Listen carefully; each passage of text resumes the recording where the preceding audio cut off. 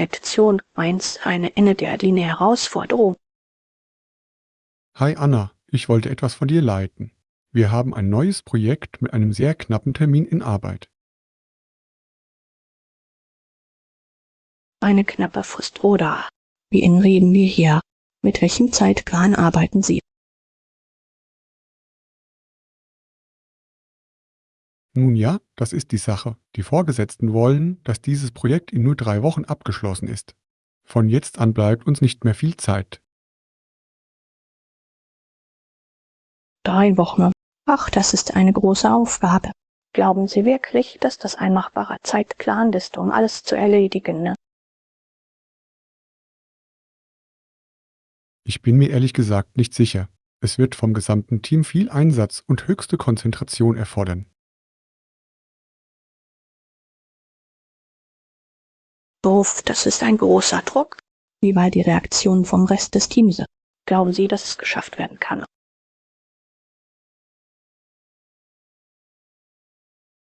Gemischte Reaktionen, um ehrlich zu sein. Einige von uns sind zuversichtlich, dass wir es schaffen können, andere befürchten jedoch, dass es einfach nicht realistisch ist. Ich kann beide Perspektiven verstehen. Ehrgeizige Fristen können Menschen motivieren, bergen aber auch die Gefahr, dass sie ausbrennen. Genau. Und es steht viel auf dem Spiel. Wenn wir nicht pünktlich liefern, könnte das gesamte Projekt gefährden. Auch dann kein Druck. Wie sieht also der Angriffsplan aus? Wie gehen Sie und das Team diese Herausforderung an? Nun, wir müssen gnadenlos Prioritäten setzen, rund um die Uhr arbeiten und Wege finden, unsere Prozesse zu rationalisieren. Intensiv. Um dies in so kurzer Zeit zu schaffen, müssen Sie wirklich strategisch und äußerst effizient vorgehen. Definitiv. Wir müssen einige schwierige Entscheidungen treffen und uns als Team wirklich aufeinander stützen.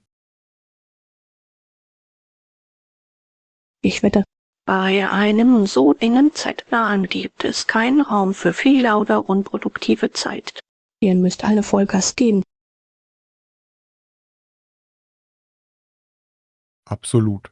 Es wird von allen Beteiligten ein unglaubliches Maß an Konzentration und Disziplin erfordern.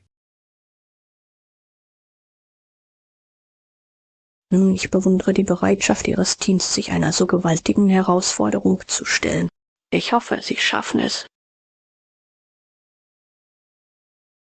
Danke, Anna. Ehrlich gesagt bin ich etwas nervös wegen der ganzen Sache. Aber ich bin fest entschlossen, unser Bestes zu geben.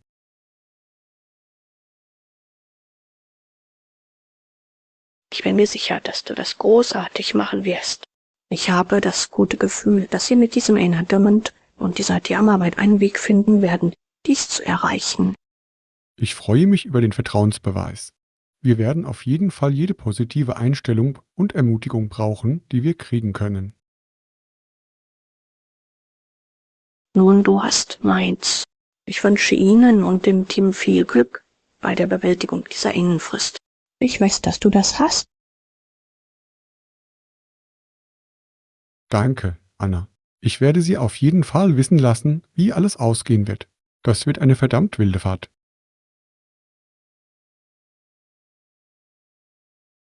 Ich wette, ich kann es kaum erwarten, alles darüber zu hören.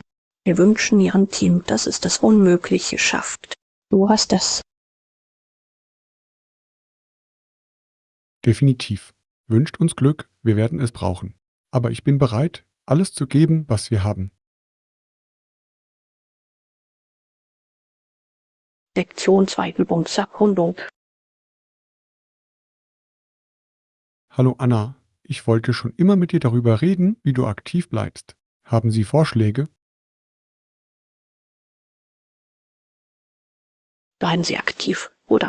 Es ist ein tolles Thema. Ich finde, der Schlüssel liegt darin, eine Aktivität zu finden, die einem wirklich Spaß macht. Das macht Sinn. Wenn es etwas ist, was Ihnen wirklich Spaß macht, ist es viel wahrscheinlicher, dass Sie dabei bleiben. Genau. Ich habe festgestellt, dass mich Aktivitäten wie Wandern, Schwimmen und Yoga engagiert und motiviert halten.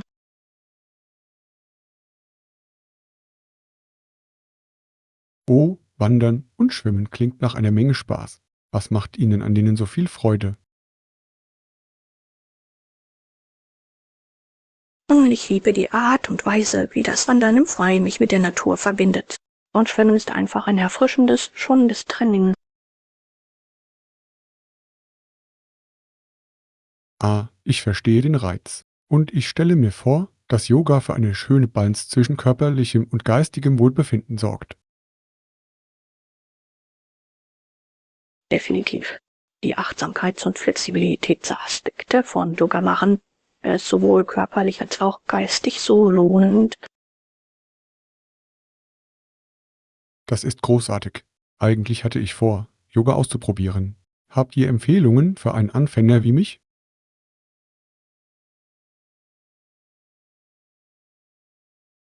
Absolut. Ich würde vorschlagen, mit einem sanften, anfängerfreundlichen Kurs zu beginnen, um ein Gefühl für die Praxis zu bekommen. Die Ausbilder sind in der Regel gut darin, Posen zu verändern.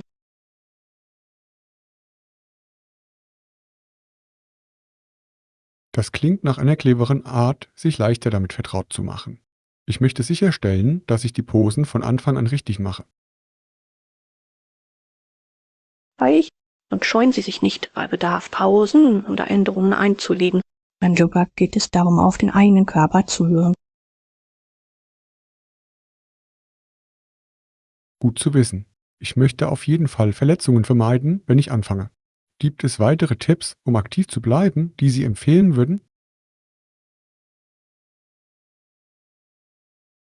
Nun ja, wie ich finde, dass die Abwechslung in der Routine die Dinge lustig und interessant macht. Vielleicht versuchen Sie es mit Klettern oder unternehmen Sie einfach einen täglichen Spaziergang. Oh, Klettern klingt aufregend. Und mit dem guten, altmodischen Spazierengehen kann man nichts falsch machen. Einfach, aber effektiv. Genau. Der Schlüssel liegt darin, Aktivitäten zu finden, die Ihnen Energie geben und auf die Sie sich tatsächlich freuen. Auf diese Weise fühlt es sich nie wie eine lästige Pflicht an. Ich liebe diese Perspektive. Machen Sie es zu einem angenehmen Teil Ihres Lebensstils und nicht zu einer gefürchteten Aufgabe. Sehr kluger Rat. Definitiv. Und haben Sie keine Angst vor Experimenten, bis Sie die richtige Lösung gefunden haben. Die Möglichkeiten, aktiv zu bleiben, sind endlos. Ausgezeichneter Punkt. Ich freue mich darauf, neue Dinge auszuprobieren und zu sehen, was mich anspricht. Danke für die tollen Vorschläge, Anna.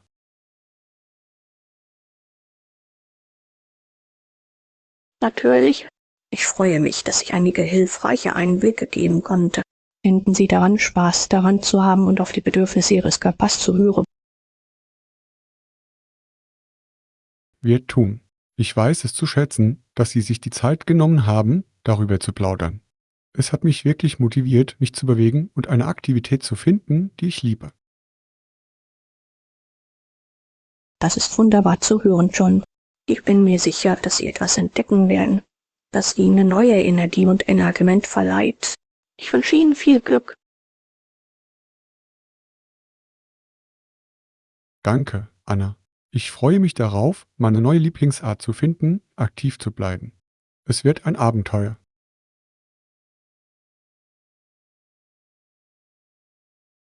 Lektion 3: Die Flughafensicherheit durchbrechen. Guten Morgen, Anna. Ich wollte Sie etwas fragen. Haben Sie in letzter Zeit Erfahrungen mit der Flughafensicherheit gemacht? Flughafensicherheit. Ja, ich bin letzte Woche tatsächlich erst über den Flughafen gereist. Was möchten Sie wissen? Nun, ich habe eine Reise vor mir und möchte sicherstellen, dass ich bestens vorbereitet bin, um reibungslos durch die Sicherheitskontrolle zu kommen. Irgendwelche Tipps, die Sie teilen können? Absolut. Eines der wichtigsten Dinge ist es sicherzustellen, dass Sie keine Flüssigkeiten mit mehr als 100 Millilitern in Ihrem Handgepäck haben.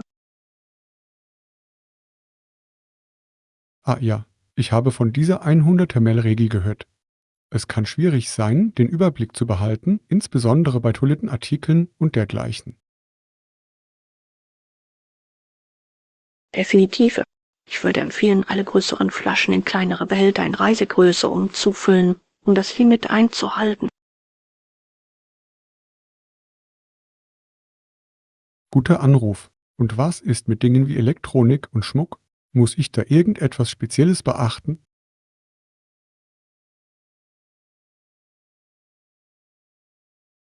Ja, Sie sollten sicherstellen, dass Sie alle Laptops, Tablets und größeren elektronischen Geräte herausnehmen und zur Röntgenuntersuchung in einen Behälter legen. Okay, gut zu wissen. Und Schmuck? Sollte ich ihn ebenfalls entfernen oder kann ich ihn anlassen? Bei Schmuck ist es im Allgemeinen am besten, die Menge, die Sie tragen, auf ein Minimum zu beschränken. Dinge wie Uhren, Ringe und Halsketten müssen möglicherweise für die Untersuchung abgenommen werden. Zur Kenntnis genommen. Ich werde darauf achten, die Schmuckfront mit wenig Gepäck einzupacken. Gibt es sonst noch etwas, das ich im Hinterkopf behalten sollte, während ich es durchmache? Einem das nicht nachdenken. Ach ja, wenn möglich, würde ich auch das Tragen von Slip-on-Schuhen empfehlen. Dadurch geht das An- und Ausziehen deutlich schneller.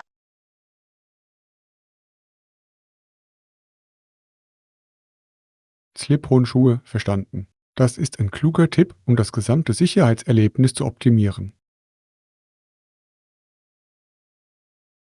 Genau. Und seien Sie darauf vorbereitet, auch Ihren Mantel oder Ihre Jacke auszuziehen, da diese separat geröntgt werden müssen.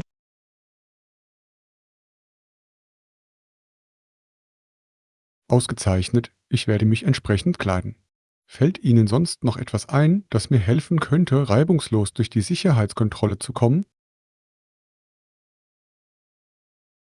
Nun noch ein letzter Rat, versuchen Sie leicht einzupacken und die Anzahl der Gegenstände, die Sie mit sich führen, so gering wie möglich zu halten. Je weniger Dinge Sie herausnehmen und in die Mülleimer legen müssen, desto schneller geht es.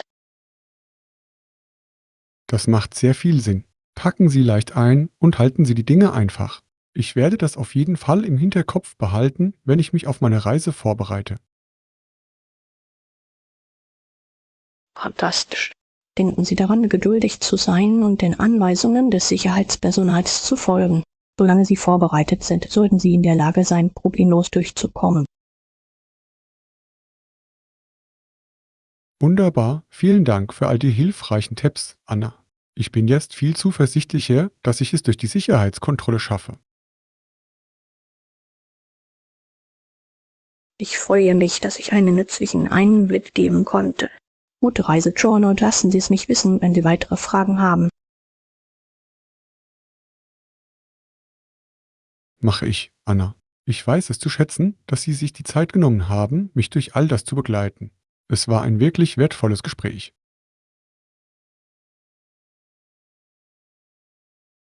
Natürlich helfen wir gerne weiter. Die Sicherheitskontrolle am Flughafen kann schwierig sein, aber mit der richtigen Vorbereitung muss es kein Ärger sein.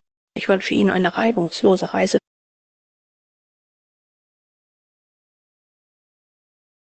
Ausgezeichnet, nochmals vielen Dank. Ich werde alle diese Tipps auf jeden Fall in die Tat umsetzen. Das wird meine Reise so viel einfacher machen. Lektion 4: Flugverspätungen bewältigen. Hallo Anna, ich wollte dich etwas fragen, was auf meiner letzten Reise passiert ist. Während meines Anschlussfluges gab es eine ziemlich lange Verspätung. Eine Flugverspätung oder das kann so frustrierend sein. Haben Sie Ihnen Informationen darüber gegeben, was den Überfall verursacht hatte? Nun ja, das ist die Sache. Die Guard-Agenten waren mit Details nicht sehr offenherzig. Sie sagten immer nur, dass es ein betriebliches Problem gebe. Das sind Betriebsprobleme, das ist eine vage Formulierung. Haben Sie versucht, Sie für weitere Einzelheiten zu drängen? Ich habe es getan, aber sie waren nicht sehr hilfreich. Sie wiederholten immer wieder die gleiche schriftliche Antwort zum Betriebsproblem. Wie irritierend. Ich hasse es, wenn Fluggesellschaften so verschwiegen sind, was die Gründe für Flugunterbrechungen angeht. Dadurch tappen die Passagiere im Dunkeln. Genau. Ich wurde immer unruhiger, da ich nicht wusste, wie lange die Verzögerung dauern würde oder was die Ursache dafür war. Ich kann es mir vorstellen. Flugverspätungen sind schon stressig genug, aber der Mangel an klarer Kommunikation erhöht nur die Frustration.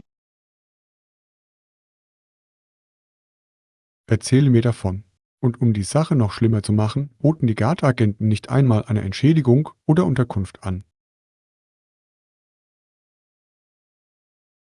Keine Entschädigung. Das ist einfach schlechter Kundenservice. Passagiere verdienen es, dass man sich um sie kümmert, wenn es zu solchen Flugstörungen kommt. Ich weiß richtig. Ich hatte wirklich gehofft, dass sie zumindest Essensgutscheine oder ähnliches anbieten würden, um die Unannehmlichkeiten auszugleichen. Syndrom. Das Mindeste, was sie tun könnten, wäre, einige grundlegende Annehmlichkeiten bereitzustellen, damit die Passagiere die Verspätung bequemer überstehen können. Kann dem nur zustimmen. Am Ende musste ich mein eigenes Geld für Essen und Snacks aufbringen, um die lange Wartezeit überstehen zu können. Das ist eine echte Enttäuschung. Fluggesellschaften sollten sich alle Mühe geben, den Passagieren entgegenzukommen, wenn ihre Flüge gestört sind. Du hast es gesagt. Ich war wirklich enttäuscht über den Mangel an Einfühlungsvermögen und Unterstützung seitens des Fluglinienpersonals während der ganzen Tortur. Es tut mir leid zu hören, dass du eine so frustrierende Erfahrung gemacht hast, John. Der Umgang mit Verspätungen und schlechter Kommunikation seitens der Fluggesellschaften kann sehr stressig sein. Das war es wirklich. Aber ich weiß es zu schätzen, dass sie zuhören und mitfühlen. Es hilft zu wissen, dass ich mit meiner Frustration über solche Situationen nicht allein bin. Natürlich, Flugunterbrechungen sind das Schlimmste und die Fluggesellschaften tun oft nicht genug, um es für ihre Passagiere zu beheben. Ich bin froh, dass ich ein offenes Ohr haben konnte. Definitiv. Und vielen Dank für das Feedback. Es ist gut zu wissen, dass meine Erwartungen an einen besseren Kundenservice bei Verzögerungen angemessen sind. Absolut. Passagiere verdienen eine klare Kommunikation, Entschädigung und Unterbringung, wenn Flüge unerwartet verspätet sind oder annulliert werden. Hoffentlich verläuft Ihr nächstes Reiseerlebnis viel reibungsloser.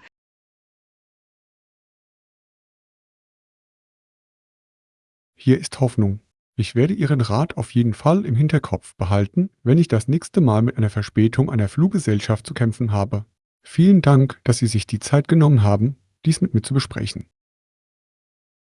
Natürlich, John. Ich habe immer gerne ein offenes Ohr und biete eine neue Perspektive auf solche Reisefrustrationen. Ich wünsche Ihnen einen reibungslosen Ablauf auf Ihrer nächsten Reise. Danke, Anna. Ich werde Sie auf jeden Fall informieren, wenn ich weitere Horrorgeschichten über Fluggesellschaften zu erzählen habe. Im Moment bin ich nur froh, dass dieser hier ein offenes Ohr hat. Lektion 5: Der Aufstieg einer Fußballlegende. Hallo Anna, ich wollte deine Meinung zu diesem Fußballspieler erfahren, von dem ich in letzter Zeit viel gehört habe. OJ. Simpson. Oh ja. Simpson. Ach ja, ich habe seine Geschichte auf jeden Fall verfolgt. Er hat sich wirklich einen Namen gemacht, nicht wahr? Absolut. Soweit ich weiß, ist er zur zentralen Figur in der Offensive seiner Mannschaft geworden. Infolgedessen hat er alle möglichen Rushing-Rekorde gebrochen.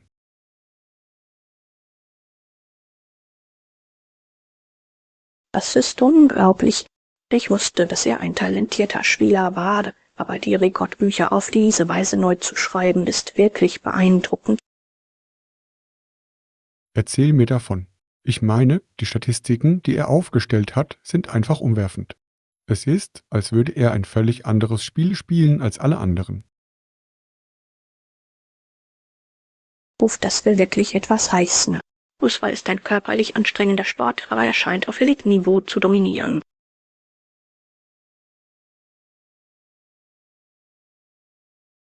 Definitiv. Seine Kombination aus Geschwindigkeit, Kraft und Beweglichkeit ist einfach beispiellos.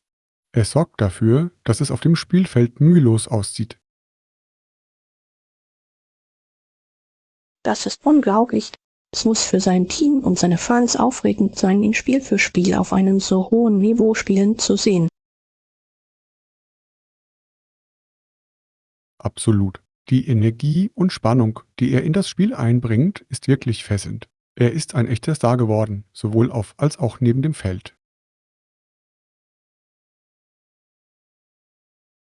Ich kann es mir vorstellen. Mit diesem Talent und Erfolg wird er wahrscheinlich viel Aufmerksamkeit und Anerkennung in den Medien erlangen. Das hast du richtig verstanden. Sein Name ist heutzutage scheinbar überall, auf Zeitschriftencovern, in Fernsehinterviews und viel mehr. Er ist ein bekannter Name geworden. Das ist erstaunlich.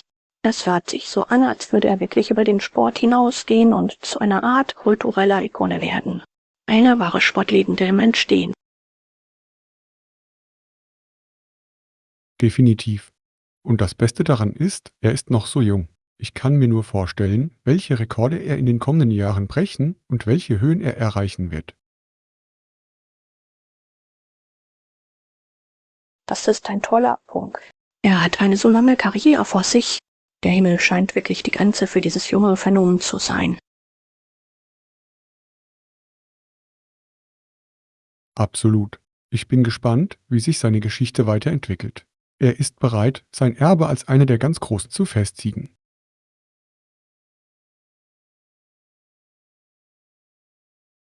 Daran habe ich keinen Zweifel.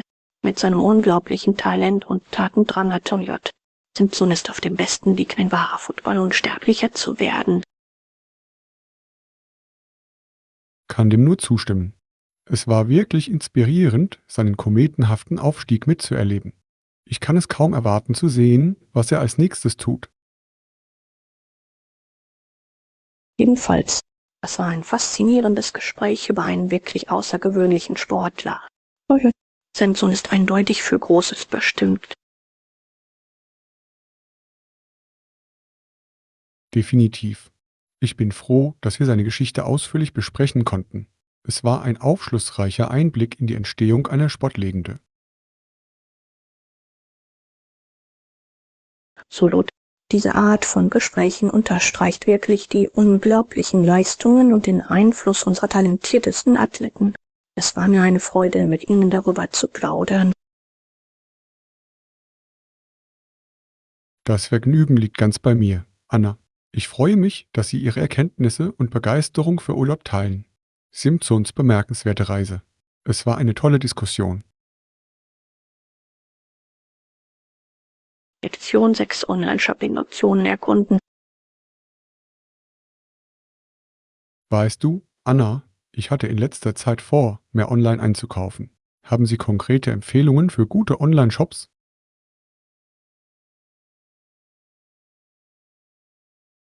Online-Shopping oder?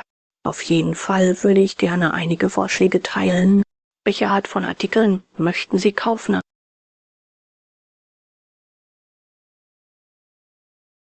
Nun, ich bin offen für die Erkundung aller möglichen Optionen. Kleidung, Elektronik, Haushaltswaren, was auch immer. Ich möchte nur sicherstellen, dass ich zuverlässige und vertrauenswürdige Online-Händler finde.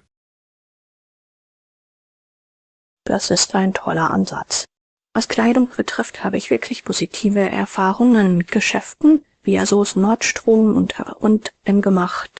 Sie verfügen in der Regel über benutzerfreundliche Websites und einfache Rückgabebedingungen. Ach ja, Asus und Nordstrom, das sind definitiv Namen, die ich kenne. Und H&M ist ein Klassiker für erschwingliche Mode. Gute Entscheidung.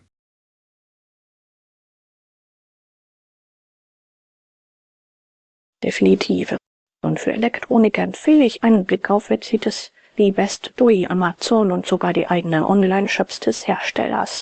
Sie haben normalerweise eine große Auswahl und wettbewerbsfähige Preise. Amazon natürlich, das ist wahrscheinlich der erste Ort, an dem ich suchen werde. Aber mir gefällt die Idee, auch die Herstellerseiten zu erkunden. Vielleicht finden sich dort einige Angebote. Absolut. Und für Haushaltswaren verfügen Geschäfte wie Wayfair, Overstock und Grate und Barre über wirklich starke Online-Präsenzen mit unzähligen Optionen.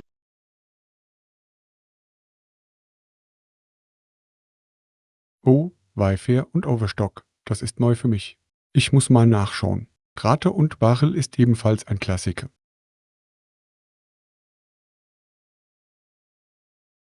Ja, das sind großartige Orte, um hochwertige Dekoration, Einrichtungsgegenstände und Haushaltsgegenstände in verschiedenen Preisklassen zu finden. Hervorragend, das gibt mir einen wirklich soliden Ausgangspunkt. Ich weiß es zu schätzen, dass Sie sich die Zeit genommen haben, all diese Empfehlungen weiterzugeben. Natürlich. Ich freue mich immer, anderen Online-Käufern dabei zu helfen, tolle Ressourcen zu finden. Denken Sie daran, Bewertungen zu lesen und Preise zu vergleichen, um die besten Angebote zu erhalten. Guter Rat. Das werde ich beim Durchstöbern auf jeden Fall im Hinterkopf behalten. Und ich werde auf jeden Fall einige der von Ihnen erwähnten Geschäfte erkunden. Klingt nach einem Plan. Lassen Sie mich wissen, wenn Sie bei Ihrer Online-Shopping-Recherche auf weitere Fragen stoßen. Gerne gebe ich Ihnen weitere Anregungen.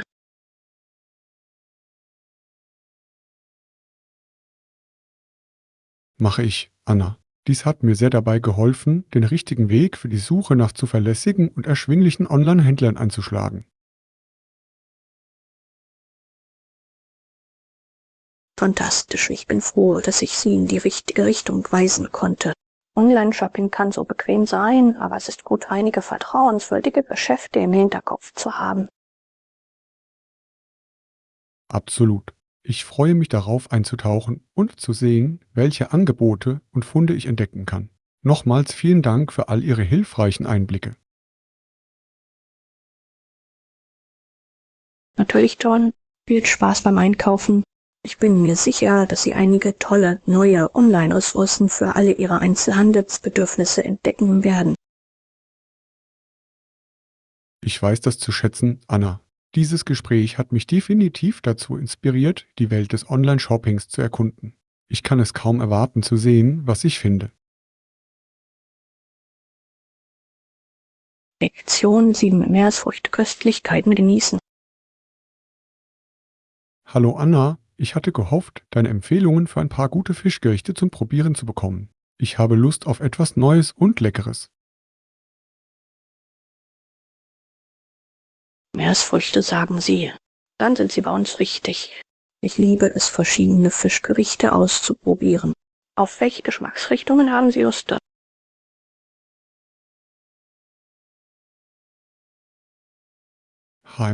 Ich bin für alle möglichen Optionen offen. Vielleicht etwas Leichtes und Erfrischendes oder vielleicht etwas Dekadenteres und Geschmackvolleres. Oh, ich habe genau das Richtige. Haben Sie schon einmal das klassische Aufkochen von Meeresfrüchten probiert? Es ist ein lustiges, schautisches Festmahl mit Garnelen, Krabben, Hummer und allerlei leckeren Leckereien. Ein Meeresfrüchte kochen, nicht wahr? Das klingt genau nach meinem Geschmack. Ich liebe die Idee, mir mit all diesen leckeren Krustentieren die Hände schmutzig zu machen. Es macht so viel Spaß. Und die Aromen sind nicht von dieser Welt.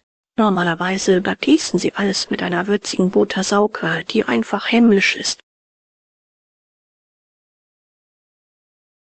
Wow, das klingt erstaunlich. Ich werde hungrig, wenn ich nur daran denke. Gibt es weitere Fischgerichte, die Sie empfehlen würden? Wenn Sie Lust auf etwas Leichteres haben, empfehle ich Ihnen, frischen gegrillten Fisch zu probieren. Vielleicht ein schönes Stück Lachs oder Thunfisch, einfach gewürzt mit Zitrone und Kräutern.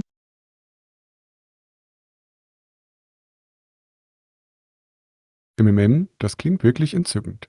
Ich liebe die Vielseitigkeit von Meeresfrüchten, von reichhaltig und genussvoll bis leicht und gesund.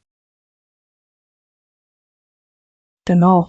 Und vergessen Sie nicht die klassischen Meeresfrüchte-Grundnahrungsmittel, veganen Scampi, Hummer, Biskuit oder einfach nur ein schönes, knuspriges Fisch-Randchips. Oh, Canon Scampi, das ist einer meiner Favoriten. Davon könnte ich mir gleich einen großen Teller holen. Ebenfalls. Die Knoblauchbuttersauge ist einfach himmlisch.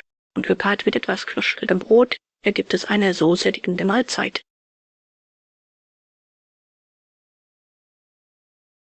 Ich sabbere, wenn ich nur daran denke. Ich werde auf jeden Fall einige der von Ihnen empfohlenen Fischgerichte ausprobieren.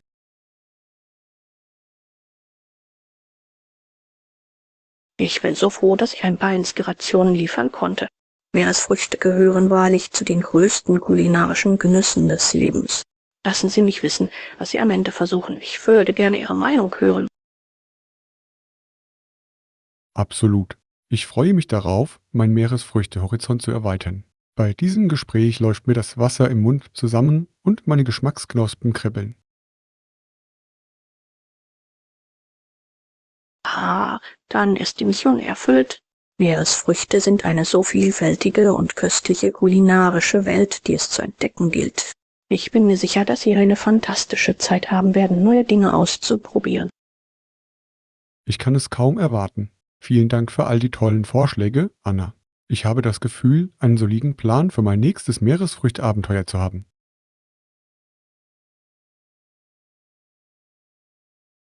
Wunderbar! Ich freue mich, dass ich Ihnen dabei helfen konnte, Ihre Begeisterung für das Ausprobieren einiger neuer und köstlicher Fischgerichte zu wecken. Genießen Sie die Reise und entdecken Sie Ihre neuen Favoriten. Das werde ich auf jeden Fall tun. Das war ein wirklich appetitliches Gespräch, sowohl im wörtlichen als auch im übertragenen Sinne. Ich freue mich, dass Sie Ihr Fachwissen über Meeresfrüchte teilen. Es ist mir ein Vergnügen, John. Über Essen zu sprechen gehört zu meinen Lieblingsbeschäftigungen, besonders wenn es um all die unglaublichen Aromen und Texturen frischer Meeresfrüchte geht. Guten Appetit! Ich kann es kaum erwarten. Okay, es ist Zeit für mich, mich auf die Suche nach dem nächstgelegenen Fischlokal zu machen. Nochmals vielen Dank, Anna. Das war ein tolles Gespräch. Edition 8, eine dramatische Juryauswahl. Hallo Anna, ich habe gehört, dass du diesen hochkarätigen Prozess in den Nachrichten verfolgt hast. Was können Sie mir über den Auswahlprozess der Jury sagen? Oh, das Auswahlverfahren der Jury für diesen Prozess war ziemlich faszinierend. Soweit ich weiß, haben die Anwälte beider Seiten potenzielle Geschworene sorgfältig geprüft.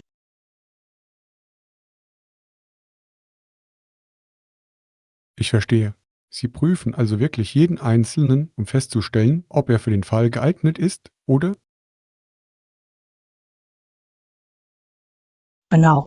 Die Anwälte möchten sicherstellen, dass sie über eine Jury verfügen, die bei ihrer Entscheidungsfindung unparteiisch und objektiv sein kann.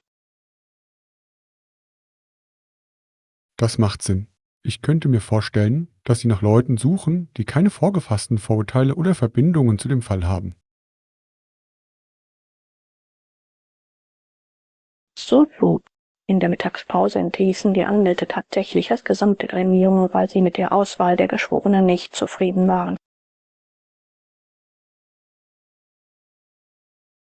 Wurf, das ist ziemlich dramatisch. Sie müssen ernsthafte Bedenken hinsichtlich der Unparteilichkeit dieser potenziellen Geschworenen gehabt haben.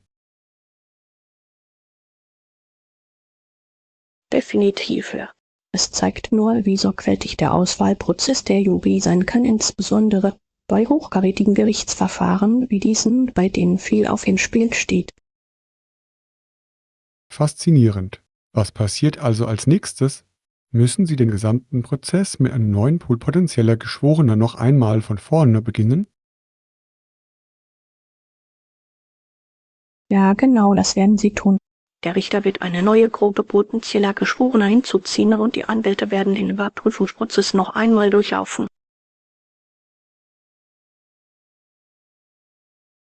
HMM, das muss für alle Beteiligten unglaublich zeitaufwendig und frustrierend sein. Aber ich denke, es ist notwendig, ein faires und unparteiisches Verfahren sicherzustellen. Definitiv. Das Justizsystem legt großen Wert auf die Besetzung der richtigen Jury, auch wenn dies eine Verlängerung des Prozesses bedeutet. Sie müssen es richtig machen.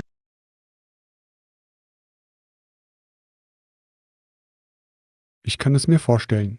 Es ist faszinierend, einen Blick hinter die Kulissen dieser komplexen Juryauswahlverfahren zu werfen. Solo.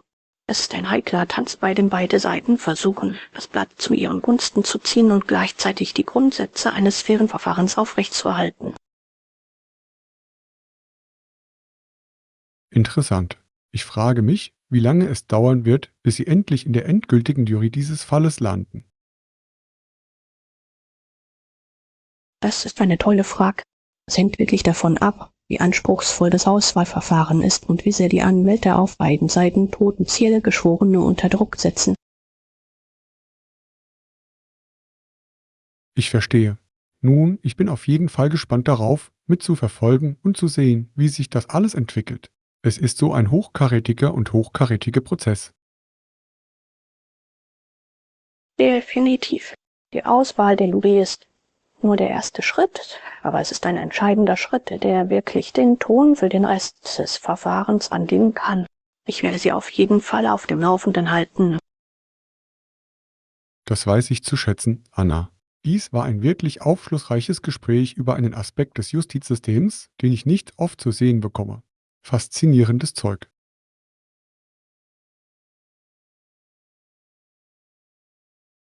Ich freue mich, dass ich einige hilfreiche Einblicke geben konnte, John.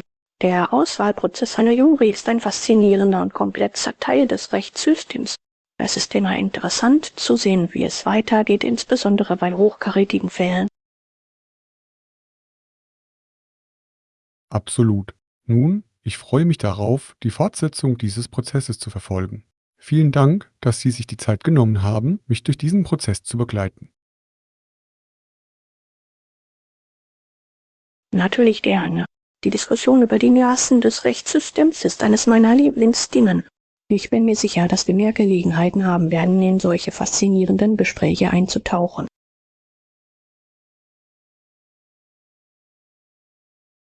Ich freue mich darauf.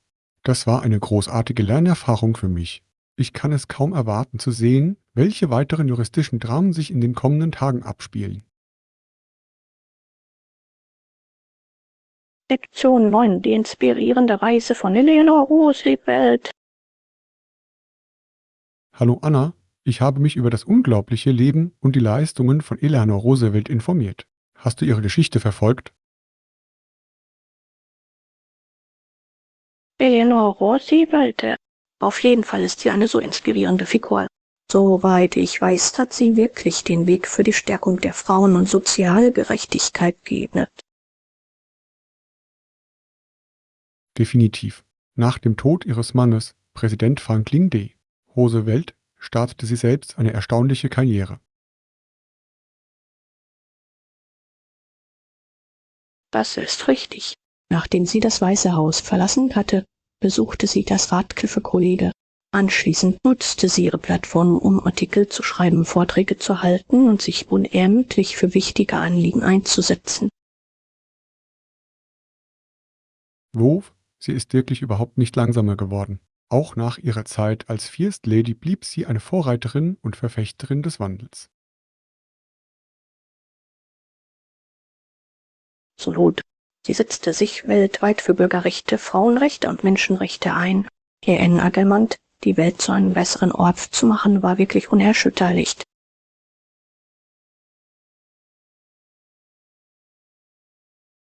Es ist erstaunlich, wie viel sie erreichen konnte. Von ihrer Arbeit im Weißen Haus bis zu ihrem Engagement nach der Präsidentschaft hat sie ein unglaubliches Erbe hinterlassen. Definitiv. Eleanor Roosevelt definierte die Rolle der First Lady neu und nutzte ihre Position, um die Stimmen der Ausgegrenzten und Unterdrückten zu verstärken. Genau, sie gab sich nicht damit zufrieden, nur eine stille, unterstützende Ehefrau zu sein. Sie wollte einen spürbaren Unterschied im Leben der Menschen bewirken.